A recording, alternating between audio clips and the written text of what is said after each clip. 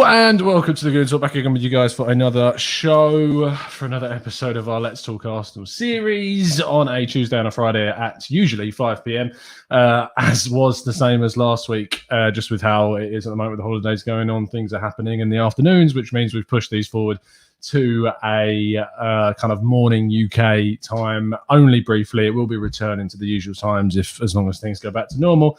But yeah, it's just for the moment. And it's quite apt that today we're talking about Martinelli, which is the topic of today's show to kick things off, because that is this week's prize from Football Prizes. They signed Gabriel Martinelli shirt, which you can win. There are limited numbers of tickets left. In fact, there's only 26 tickets out of 99 still available. So if you want to get this before it runs out tonight at 7:30, then make sure you click the link to Football Prizes in the description and click on the Martinelli prize, and you can buy a ticket for the draw. And halfway through the show, we will be revealing which one of our members, our expert members and TGT ambassadors, have won the free entry into this week's competition as well. But without further ado, let's get on with today's show.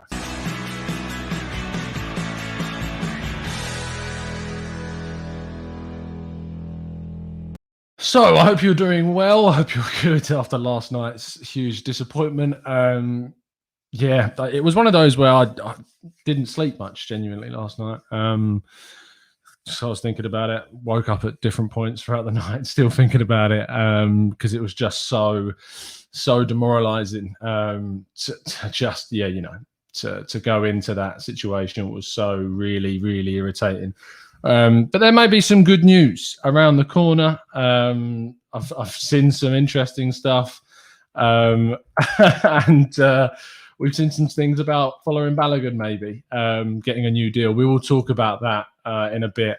So I want to talk about the Martinelli stuff, and we will come on to talking about following Balogun, which is hopefully perked up our mornings if it is true. So fingers crossed that is the case, because that would be some really kind of welcome news that we've needed for quite a while. And hopefully if he does sign, who knows, maybe he starts getting some more opportunities in the senior side because he's signed. We'll have to wait and see, but that's definitely a good bit of news if we're going to talk about it. So let's talk about Martinelli, because as you guys know, I've very much been kind of an advocate of saying, look, we need to take a step back here. The kid's still 19. He's got a really long injury. I don't think it was too much of an issue that he wasn't necessarily playing because of those factors.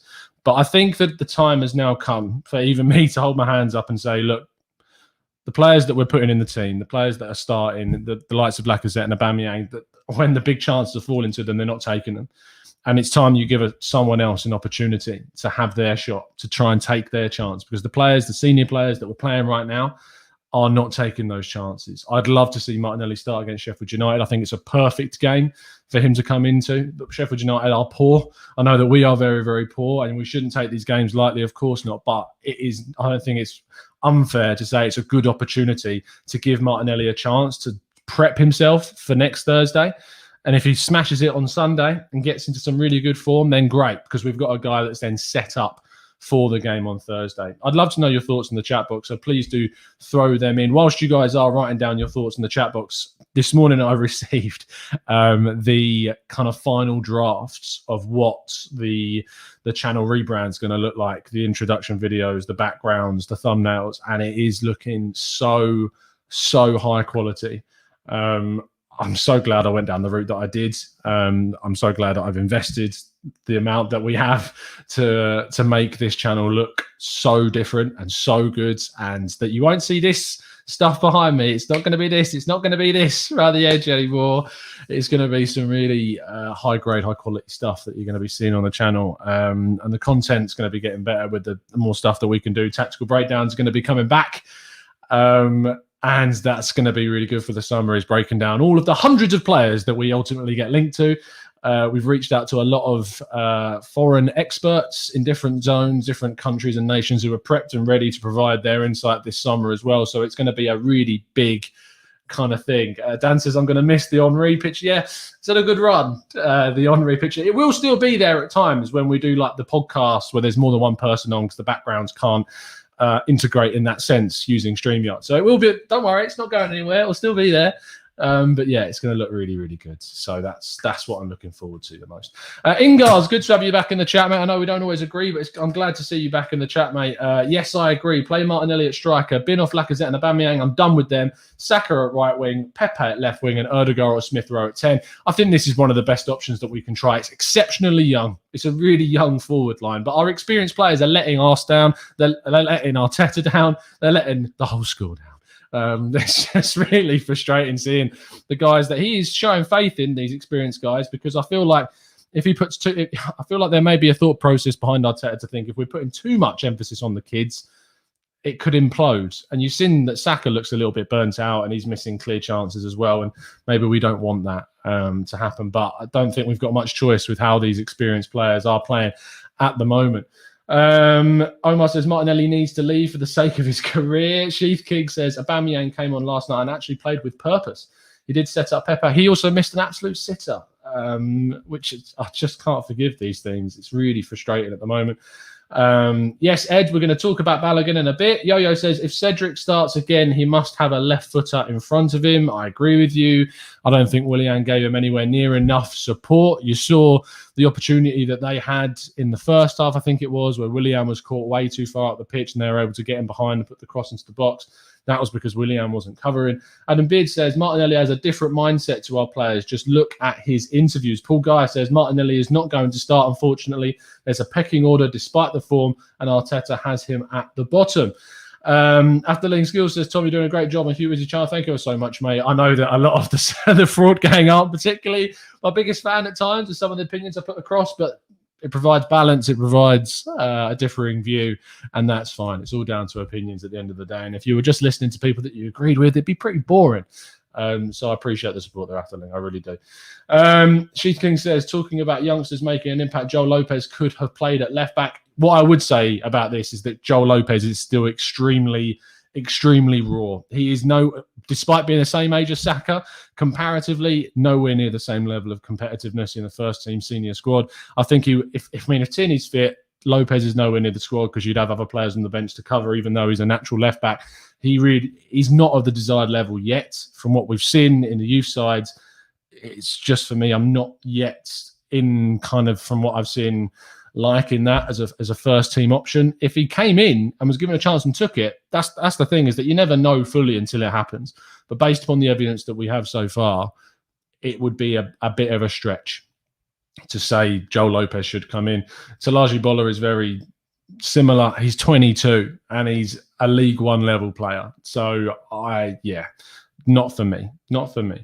Captain Caramello says, if you ask me, Arteta has the hardest job in the Premier League. Bang average players who can't consistently play, consistently, and young players who are not quite there yet, like Saka and Martinelli. I mean, these guys are up there as some of the best youngsters in the Prem, but they're being overplayed because the experienced players are being ousted by them. They're being shown up by them. And I mean, Martinelli's not being overplayed, and that's something that we want to talk about today. Ed says, apparently Martinelli has been an animal in training. I can't understand why Willian wasn't taken off earlier for Gabriel Martinelli. Thank you, Josh, for the support as always. Arjit says, don't think anyone won't like Gabby starting. Yeah, I think the kind of the title of the video, as in like it or not, was a little bit down to kind of people who had a bit of a similar view to mine, in the sense that we need to be careful with him, but also in the sense of, from Arteta's perspective, that like it or not, mate, you need to be playing this guy now. You need to be giving him these opportunities because we're being forced into it, because the players that you're picking are not delivering. They're not scoring. They're not taking their chances. And you have to give someone else an opportunity. You can't just set them on the bench looking at these guys missing chance upon chance upon chance and not give them a go. If Martinelli comes in and misses a loads of chances himself, then maybe you'd turn around and say that it's been justified for him not starting yet, and that we didn't think he was ready, quite rightly. But we don't know yet. That's the problem, is that we haven't seen enough of him to actually know that yet. Ender Neil says, I absolutely hate how some of our fans, Lacazette is my brother, but Giroud is Donkey Kong. Giroud's Arsenal career has arguably been more successful than Lacaz's. It has. I don't think Lacazette has progressed us beyond Giroud. I really don't. I don't think Giroud has progressed. I don't think Lacazette has taken us to another level. since he arrived and Giroud left at all. If anything, he's not been as effective, arguably. Arguably, Giroud was more effective for us over his career at Arsenal than Lacazette has been for Arsenal, which is a really big concern, a really big concern. And says, chance creation is something we weren't doing before Christmas. We are doing this now. Maybe Martinelli can put these chances away. He can't do as bad as Laka did, but I don't think Arteta trusts him yet. We'll have to wait and see. And I'm glad that you brought that up, Hans, because I think that is something that people have missed. That is something that has improved this season, is the chance creation. The chance creation at the start of the season was dire. Wasn't there. Really poor. We didn't have a natural number 10. We've managed to bring Smith Rowe into the fold. We've managed to bring in Ødegaard. Chance creation has increased. We're not taking our chances. Like, with the amount of games we've had this season, we've just failed to take the opportunities that we've been given to us. Manchester United at home when we drew 0-0. Big chances that we missed in that game. Burnley, the chances we missed in that game. Wolves, the chances we didn't take in that game when we were 1-0 up. We could have put it away in the first half. The game against Olympiacos at home when we lost 1-0 and still went through. That game we could have easily won a canter. Last night, another example. There have been games like Liverpool where we've been utterly outplayed and we played horrifically. West Ham, arguably, we should have taken some of the other chances. We could have scored more than 3 goals in that game quite easily. Saka had a big chance. Aubameyang had a chance. Lacazette had a chance. Pepe had a chance. Ødegaard had a chance. Like, these are games that we should have scored more in. I don't know what we can expect. Arteta can't run on the pitch and take these chances, but his system is creating these chances. We're just not taking them. But he does need to take some of the flack for not picking and not changing things and not trying something different in the lineup. If Balogun does sign this new deal, put him on the bench. Give him an opportunity to come off the bench and show it, because he is clinical. He does take the chances he's given. So why not do that? Peter Capelli says, we haven't kept a clean sheet in 15 games. Now we need to go to Slavia Prague, score and keep a clean sheet. Tough ask for this team. Look, we don't have to keep a clean sheet. We have to score 2 goals. We scored 2 goals and we're buzzing. We score 1 goal, we still could go through, but we need to go there with the mindset of scoring goals. You can't go with the same mindset that you did at home.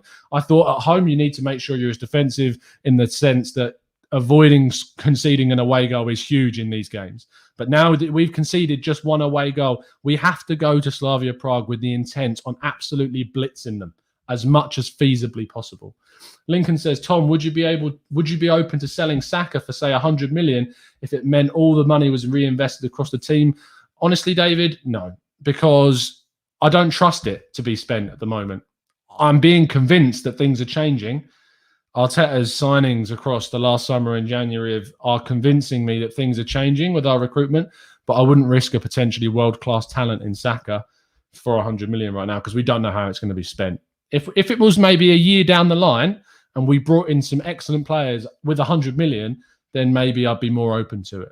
But our track record of investment across the last decade is just not enough to convince me that it's worth selling a really good player right now, even if it means reinvesting it. Adam says, no comparison between Giroud and Laka. We signed Giroud for 12 million and he got over 100 goals in 5 years. Absolute bargain.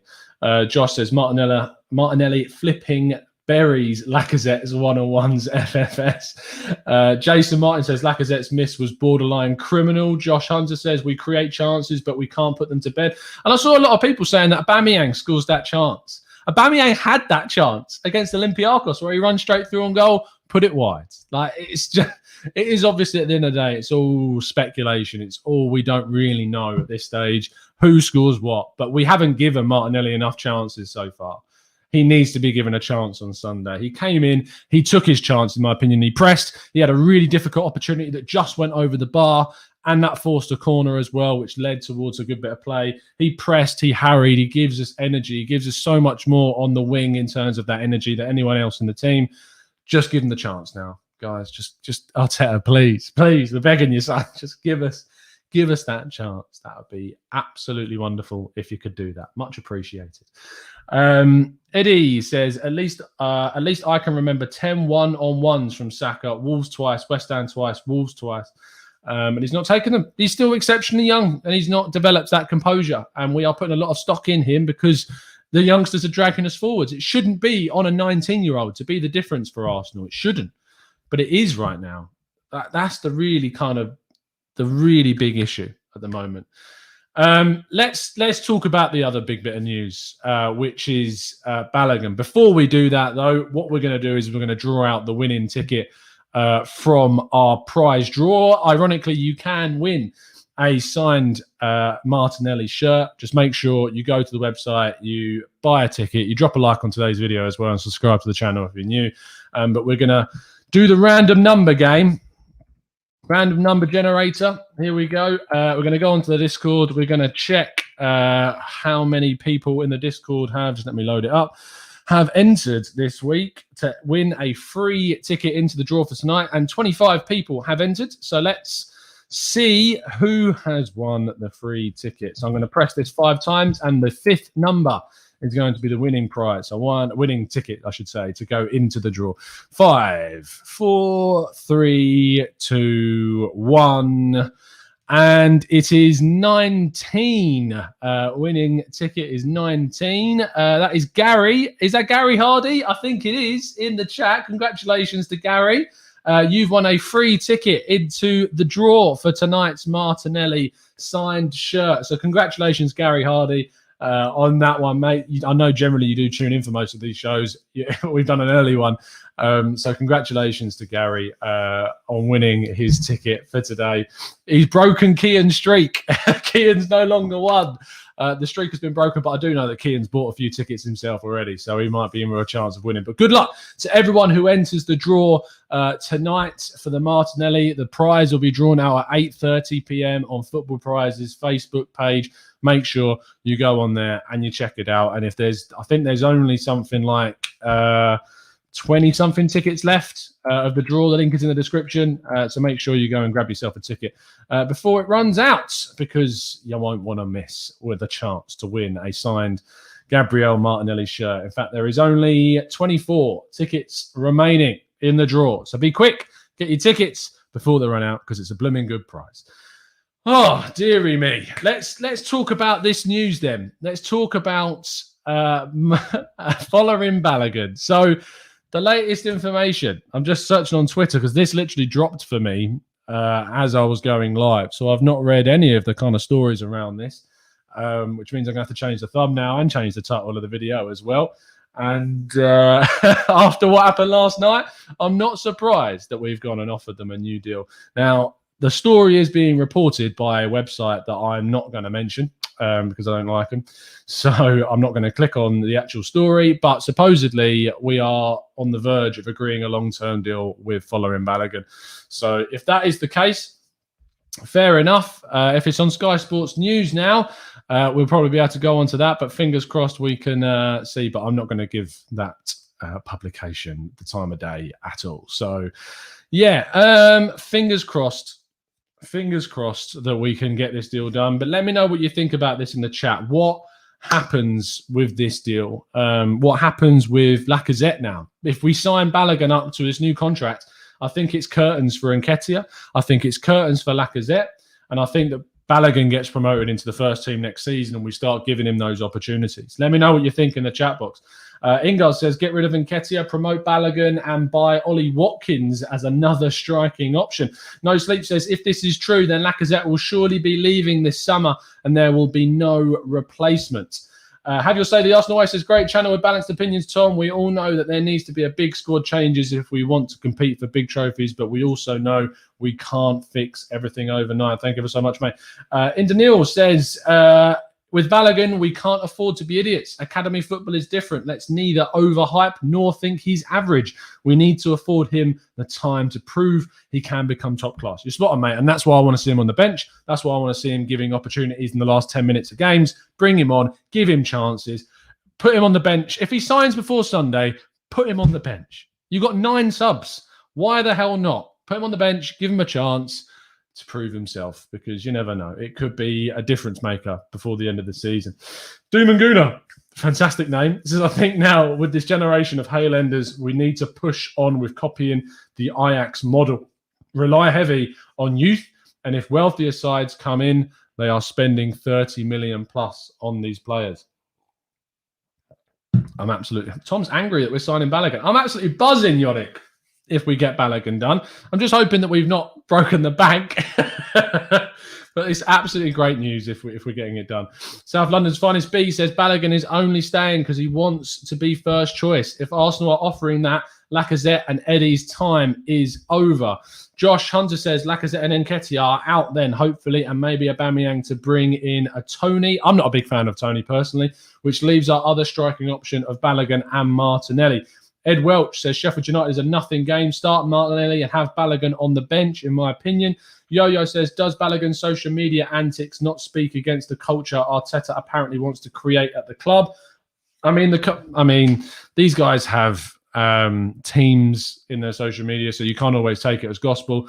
I'm pretty sure that his Instagram page actually has now gone blank. Now, that could be because obviously a lot of players are abstaining from social media. I don't even know if it's still there anymore. His account, I can't actually find it if it is. Balogun is Balogun's account empty still? It looks like it. Yeah, it looks like it. Yeah, 111,000. Imagine being just a youth player and you've got 111,000 followers. That tells you what people think of this guy already. Fantastic news, but he's got no posts. He's taking his picture away. I think, for me, that stands out more as a protest against the social media and the abuse that's going on right now than any indication of a contract. Sky are reporting it now, apparently, as well. That's fantastic news. Yeah, it looks like Sky Sports are reporting it too, have convinced his future is at the Emirates. This must be good news. And to be fair, I want to see credit go to Arteta as well, because, and I know that a lot of people will laugh, oh, look at this. Tom's turning around and saying the manager needs credit, but he does deserve credit if we can convince him to stay. A lot of people said it was on the coaching staff, it was on everyone, that it was their fault that they weren't, that they were at fault for this, and that it was their fault and that we should have given him more chances. So when swings and roundabouts, you've now got to throw that praise. Fair play for getting it done. Fair play. Oh, that's a bit of a weight now off my shoulders. It really, really is. Because just knowing that now is not going to come back to bite us. If it had gone somewhere else and been absolutely amazing. If he signs a new 4 or 5 year deal, then that's great. Integrate him into the team, get him playing first team football, give him that opportunity to show what he's about. 100%. 100%. 100% says Hamza. Spot on says after Ling. Doomaguna says trust the contractual negotiation process. Fantastic. Top Tecker says let's have a whip around and help Arsenal land their summer transfer targets. Ingar says Balogun must be thinking, well, I would be getting them tap-ins, and he wants to say, yeah, this must be something. Surely in the contract negotiation, the agent would turn around, look, your strikers are not putting away these clear-cut chances that we're making. Absolutely. And this guy is coming in and doing that. So fair play. AFC Max says, Tom, spot on. Happy to hear the reports, but I'm going to hold my applause till it gets announced. We've been scalded before, Max. We've been scalded before. We know where this can go. We know that it's not a done deal until we see it on the website. And that's been a fantastic news if that is the case. Will Dobson says Arteta's team selections and in-game management are the issue. It's just dreadful. Daniel Roberts says apparently it's Arteta who has convinced Balogun, my manager. Oh, beautiful scenes. Beautiful scenes. I'm not going to copy his phrase. Mitchell Balzan says Klopp won the Champions League, then lost 6 games in a row, and I hated him for it. But that's what we do as fans. We live in the past. We live on the last game. Arteta deserves credit when he does good. And he seemingly has done a big thing with this. I mean, do I put out the tweet, the hashtag? Do I put out the hashtag? Do I do hashtag Balogun? Hashtag trust the process? Oh, I can just feel it. I can feel it. I'm tempted to type it out now. I can feel Yannick just crying. I can feel him crying. I can see your tears, Yannick. I can see them. Vincent says, Tom, kudos for the good work as usual. On Arsenal, being 27 years Gooner, I had enough. Trust the process. No, we're sinking lower than the Titanic. No style, no grit, no pride, no identity, no system. Vincent, I hope it can prove you wrong, mate. Thank you for the praise, though, fella. Baldi says, I think you can be a positive fan, but also see that this manager may not be the one. I hear your argument that the players are also not good enough. Yannick says, there's no way you can give him credit for Balogun. No way. He weren't giving him a chance when he deserved it, then saw Laka drop a stinker, and now he's crawling back to him. Yannick, Mate, you know, I'm going to let you into a little secret, guys. Me and Yannick had a little bit of a DM conversation while I offered him the opportunity to come on the show. And what did he do? He bottled it. He done an Arteta in his mind. I mean, Yannick's the archetypal Arteta in his own mind. We offered the chance, Yannick, and you shunned away. You bottled it. You bottled it, son. Deary me. EGT, Igal, good job in the chat, mate. Arsenal are close to tying down following Balogun on a new deal. Raw reaction soon. Possibly, mate. I might have to jump on. I'm actually really busy this afternoon. I may have to jump on and talk about it if it gets announced. I probably won't be able to do it till later on this evening, and we'll do a separate show talking about it. But that's really, really big news. Really big news. Hamster says, exposing DMs. I see you, Tom. I'm not going to show you the DMs because that would be unfair. But Yannick, exposed, man. You've been exposed. Daryl, great news on Balogun. We need exciting long-term striking options, 100%. Peter says, is this a deadwood summer or new signing summer? Peter, it's both, mate. We need to do both. Absolutely 100%. I mean, I wrote a piece on this. I'm going to put it in the chat box so you guys can read it. How I think Arsenal's perfect summer window is regards to signings. Just going to throw that into the chat box for you. I'll put it in the description as well. Not in the comment section, I nearly said. The description, I'll throw it in there so you can give it a read. But yeah, perfect summer. Absolutely. Top Seckers, Tom calling Yannick Spursy. Jokes. Oh, dearie me. He's being absolutely thrown under the bus. Yannick, I'm so sorry. Indanil says, I think with Balogun, it's been a cat and mouse chase, and Arteta has always reiterated that he felt Balogun would sign. Maybe this was one of those that required us to be patient. That's the fair point. Arteta has consistently said that he's confident, he wants him to stay, that he wants to stay, and that they'll get it done. And it looks like they are getting it done 100%. Absolutely fantastic stuff. Sahil says, Tom, you missed that we are selling Bellerin to, yes, we are selling Bellerin too. Yeah, we did. We are, looks like we're moving him on, which is another good thing. I think that's positive. I know Kian will cry, but yeah, you know. Yannick says, Craig bottled it 5 years ago because I was going to call him out. Did he? Oh, dearie me. I don't think he did. I'll have to check the DMs. King's Sake Gambian Guna says, I don't mind coming on the show to say why I think Arteta should be sacked. King's Sake, if you want to come on, mate, we've got our members come on. Join up to be a member. It was kind of an exclusive offer to Yannick because he's such a loyal listener, and I wanted to give him the opportunity. But if you want to join up as a member, King Say, I'm sure we can have you on. But I gave him the chance. The chance was there. JMS says Balogun and Saka have the same agent. Saka took forever to tie down last year, so it's no coincidence. It's been the same with Balogun. Ingar says, what a great time to announce Balogun signing just to deflect the bag result yesterday. Arteta at it again. To be fair, it's a PR masterclass. Like, I'm not going to sit there and deny that. It absolutely is. I'm not going to let the wool be pulled over my eyes. I know the timing is very, very timely. It is perfect timing, 100%. But I'm not going to let that downplay the fact it's a really good bit of business for getting it done, and fair play to Arteta for getting it done. Now, put him in the team. Sign him. He signed the deal. Use him. Yeah, because clearly the fact of the matter is that you can't really give time to a player that wasn't signing his deal. He signs, you give him the chances. It's simple as that. Give him the opportunities to prove that he can be an option for us. And says, did we go out last night? It's half time. I think it's a really good point. And Harry Symeou put up a really good tweet after the game as well. I think people are forgetting that this tie is not done. And the difference between a 1-0 win and what happened at the end of the game changes the rhetoric of the whole reaction to things. Like, if we don't mess up that last little bit, and if we kick it long instead of doing a stupid little back pass from Cedric and he doesn't have a bit of a brain fart. I mean, Granit Xhaka, he gets all the stick in the world, but he was berating those guys to just kick it clear. He used a lot harsher words than I am. But if that doesn't happen and we win 1-0, we're in a really strong position going into the next game. So it's just such fine margins. It's such fine margins. I really do get frustrated with it.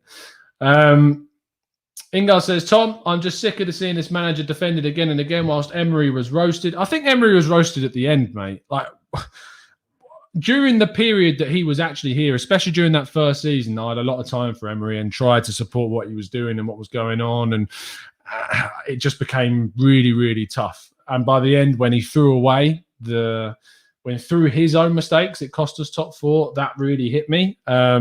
and that really kind of turned my view on him. And then when he lost the dressing room, I don't think it's about him getting battered and roasted. And I think that Arteta's got the criticism that he deserves. But I also think that it's ultimately, for me, it's a real big issue that I think people kind of perceive Emery now as like this on this pedestal when he really, really wasn't.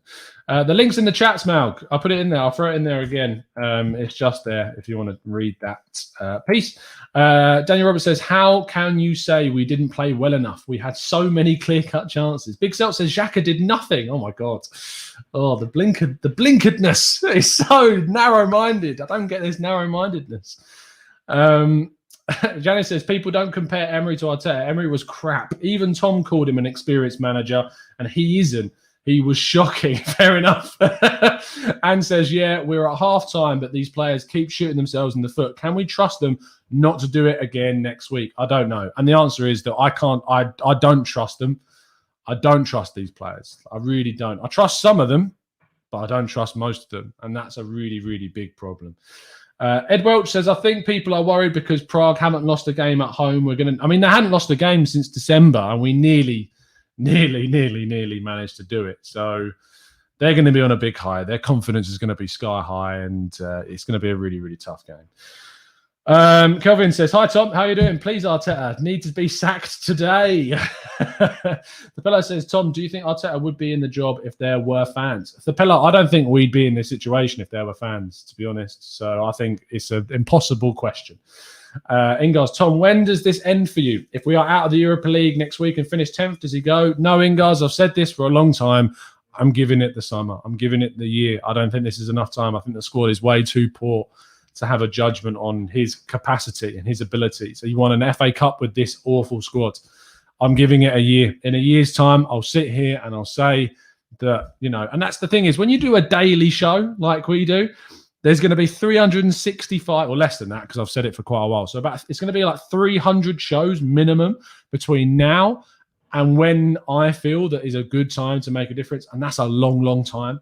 And I know a lot of you guys tune in for pretty much every single show. It's a really long, long time before that happens. And that is the curse of doing a show every single day, is that not much changes in that short space of time. And there's a lot of football going on at the same time. And it's been a really poor season. So, yeah, I think it's going to be a long year.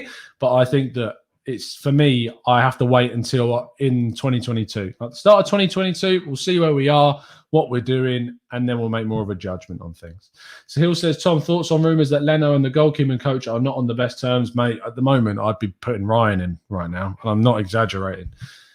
Because Leno's, for me, I've defended him and defended him and defended him, but I can't defend some of these consistent errors that he's making. We've got another competent Premier League quality goalkeeper. Give him a chance. Because Leno is costing us. He should have been stronger with how he palmed it into the roof of the net. He should have been stronger with the actual conceding of the corner that nearly went in as well. His distribution is really kind of questionable. And I just think he makes the defence nervous. Give Ryan a chance. Give him a chance because Leno's really, really not earned a spot right now. Really, really not. Chris P says, not going to be on Arteta's back, also not going to bash Cedric. He tried his best to offer us what Tierney does. Was a mistake. But again, how many further errors were there that led to them scoring? Yeah, 100%. But that was the difference maker, is that error is the difference maker. Janice says, Tom, your honest opinion on our performance. Dan is saying we played well. Do you really think so? Janice, I said this last night, mate. We should have won this at a canter. We created 5 clear-cut chances. We should have won 4-0. I have absolutely no doubt that we should have won that game comfortably. Saka should have scored. Laka should have scored twice. Aubameyang should have scored. Pepe did score. We should have won this comfortably. The system that Arteta is putting in there created those chances, and we didn't take them.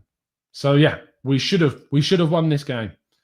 And if we win this 3-0 and have that exact same performance, but we take those chances and win 3-0, it's a totally different mindset.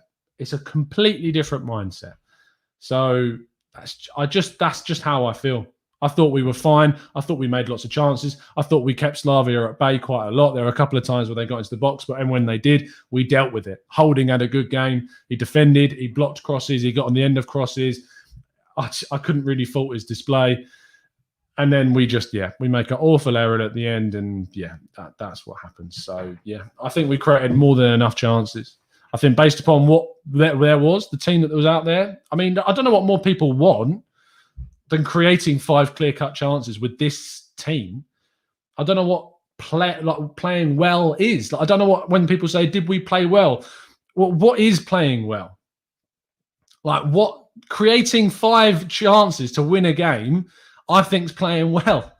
I think defending until the last second and keeping a clean sheet against a side that's not lost since December and is a good side that have knocked out Leicester comfortably by winning 2-0 away from home in Leicester, a team that are way and far above as a squad better than us. And people are saying they're expecting us to play well. That's the thing. Thapello says, Arteta's system made us concede. I'm sorry, but no, that's a blinkered view. The stupidity let us concede that goal by not just the last few minutes of the game. Yeah, playing out from the back is how Arteta wants us to play. That's how he wants us to play. But game management, at the end of the game, 5 minutes to go, common sense should reign true that you just get rid in the last 5 minutes. You're 1-0 up. It's not like we're 0-0 in the 30th minute and we're panicking at the back. That's not about systems. That's about stupidity. It's a difference. So, no, I'm sorry, but you're just wrong. You're just wrong. Vinny says, we created the chances. We just didn't put them away. Severe lack of pace when through one-on-one showed we need to start Aubameyang, who, by the way, had Vinny that exact chance against Olympiacos, and he put it wide. So I think it's ultimately, for me, it's Martinelli that now needs to be given that chance in the striking position. King Sate says, is our strikers' lack of form deeper than we think? How come all of our offensive players have become worse in front of goals? Do we need a new striking coach? No, mate.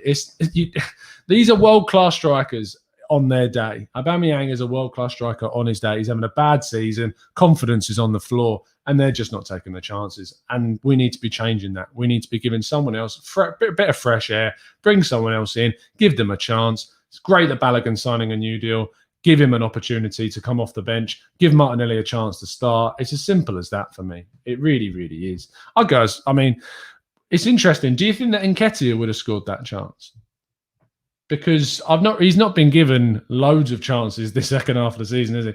And he hasn't got those type of chances. Do you think maybe he takes that chance if he's given the opportunity? Because he's put those chances away for the under-21s at England all day.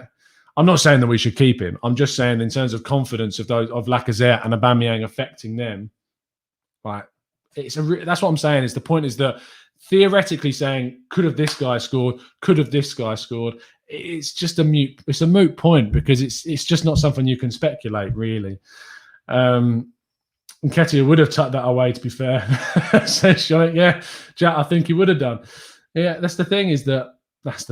It's just, I think he would have done. It's just these guys, their confidence is on the floor right now. They're just not taking chances. Vinny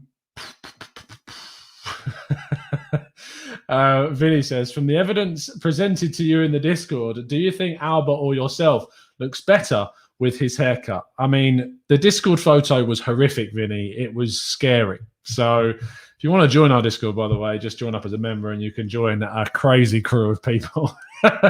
They are mental, absolutely. Ecal says, I'm with you, Tom. The players should step up. The stupidity is getting out of hand. Again, it's not stupidity. From a differing opinion, I wouldn't call someone stupid. I just think they have a different view. I don't agree with it. I think it's biased in some ways. I think it's blinkered, but it's not stupid. I think it's too far. Big Cell, let's not forget how bad Eddie is. Eddie for the rescue, says Marcus.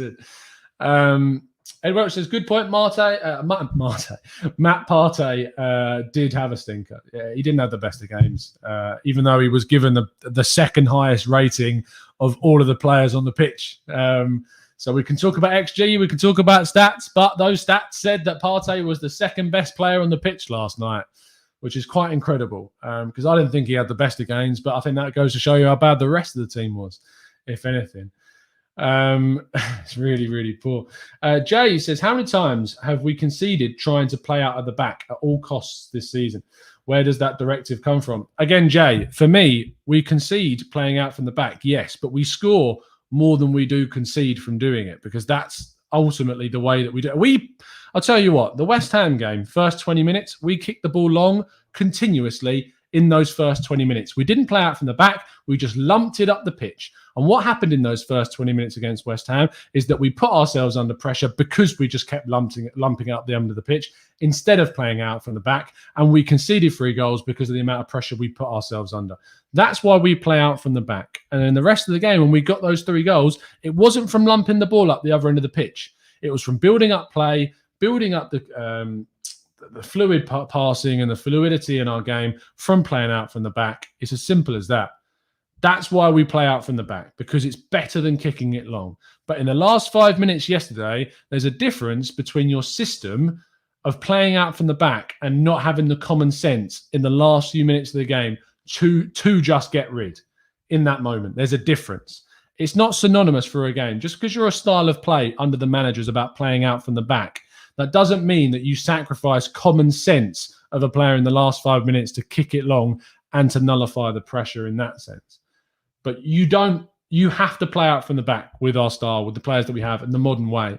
The most successful teams in Europe and at the top of the Premier League are not there by kicking it long. West Ham are not there where they are because they kick it long. Leicester are not there because they kick it long. They all play out from the back. They do it well. So I'm sorry, that is not an excuse to turn around and say that because we play out from the back, that's costing us. It has cost us in individual moments because ultimately the players aren't good enough. And it's something that we need to improve, is the quality of the players and the goalkeeper, the way that we play out from the back from the goalkeeper.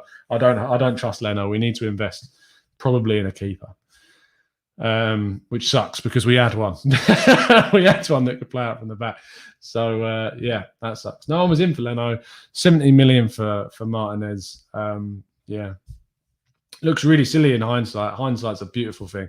But yeah, it just frustrates me that I think people just associate the fact that about playing out from the back is where we are. But the fact of the matter is the best teams are the ones that play out from the back, not kicking long. I think it's a hollow argument, to be honest. Jason says, Arsenal always seems to swish off at critical moments. We do. It's a mentality issue. Fapello says, Tom, how many games is Bellerin away from a new contract? Because apparently if you give 10 good games, well, apparently Fapello, he's gone. Apparently we've had talks and he's moving on. So we'll see what happens there. Ecal says, watching us start a game is agonizing. It's a continued warm-up. We don't really dominate and commit the opposition like we used to. Hope we have a miracle of a summer.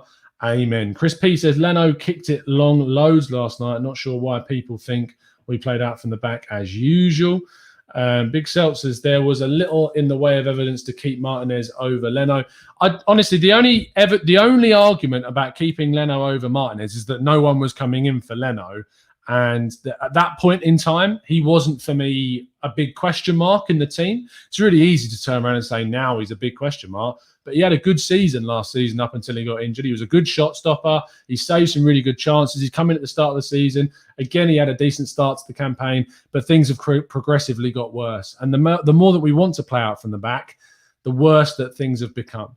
That's the issue. It's not like I don't believe in the whole rhetoric of we chose to keep Leno over Martinez because we didn't have that choice. That choice wasn't available to us. No one was coming in with a bid that was going to be enough to convince Arsenal to sell a player that they'd spent 25 million on less than 2 seasons ago. Whereas a keeper that had been third choice at Arsenal for the last 10 years and had 10 games in the team was then given a 17 to 20 million pound offer. I can understand why we sold him. I can understand why we did it. Yes, it's going to come back to bite us now. And with the benefit of hindsight, it looks ridiculous. But you can't say that the club chose to just keep one over the other because that wasn't a choice that was given to the team. Because if we wanted to sign Gabriel, because we weren't getting really any backing in the summer, we weren't selling any players to get players like Gabriel in, we had to get some money in through player sales. And that was the only player that we were able to move on in the summer. It's just Martinez is a victim of the bad business that we've done over the years and the fact that we had to sell a decent player for 17 odd million quid because we couldn't afford to keep him in the team because we had no one coming in for Leno during the pandemic and no one was going to move in for him. And maybe we wanted to keep Martinez, but no one was coming in for Leno. And some people would say, well, we should have just kept him anyway. But when we were offered a lot of money for a player that had played 10 good games over 10 years, for me, I can't have a go at them for doing that. That's my issue. If it was down to me, 100%, I rather would have kept Martinez if it was a choice. But I can understand why the club went down the route of selling him. I can understand why. But if it was down to me, that's why I get so frustrated with the argument. And maybe it comes across like I prefer Leno to Martinez. I don't. If it was down to me, I would have kept him. But the issue is that in terms of who I would have rather had starting for Arsenal, I would have rather had Martinez. But the issue is that we needed money in the summer window, and he was the only player that we were getting a decent offer from anyone for. That's why we sold him. But it's come back to bite us, unfortunately. It really, really is. Janice, thank you so much for the super chat, mate. Says, I'm not going to lie, I'm done with this team right now. But thank you, Tom. What you said about the system creating chances picked me up. Fair play, Janice. And that's why you're a valued member of the team, because you always turn around and say, you know what, I hold my hands up without a point. And you're open to hearing differing views. So fair play to you, Janice. Arsenal guy says, so Dean Smith outsmarted Arteta. In what sense? They put a decent bid in. It was a good bit of business by Aston Villa. I don't think it's necessarily about outsmarting Arteta there. I just think it's a good bit of business. I prefer Lego to Leno, says Sonny. Matthew says, Tom, do you think Arteta needs to make any coaching changes around him? Does he have people that challenge him? It's a good point, Matthew. I think it's one for a podcast about his coaching team, because I think the goalkeeping coach is questionable, which is a weird one because he did so well at Brentford in Yaki Kenna. He did really, really well there and helped David Raya to the point where he's been a really good keeper for them. So I don't know. Sometimes it just doesn't work at places. Fala says, the training videos Arsenal post, we know have to question its credibility because I can't understand how we are putting top bins in training and in actual matches. I don't see that. It's pressure, Fala. These players have not got the composure. In training in a comfortable environment, you can ping a top bins shot. Absolutely no problem. When it comes to the game and the moments that really matter, that separates good players from the rest. And these players just are not stepping up. Aubameyang and Lacazette's confidence is on the floor. And in training, yeah, you can bang the top ones in. You know what? It really irritated. When Aubameyang, did you see that clip of where he did like the little back heel past Matt Ryan? Stuff like that really frustrates me.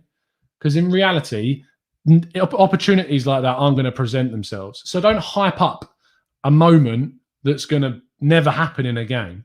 I want to see him taking chances, clear-cut opportunities, one-on-ones like that, where he takes on a keeper and can slot it in the bottom corner, put it in the top corner in a one-on-one situation, not doing fancy little tricks in training. I don't care about that.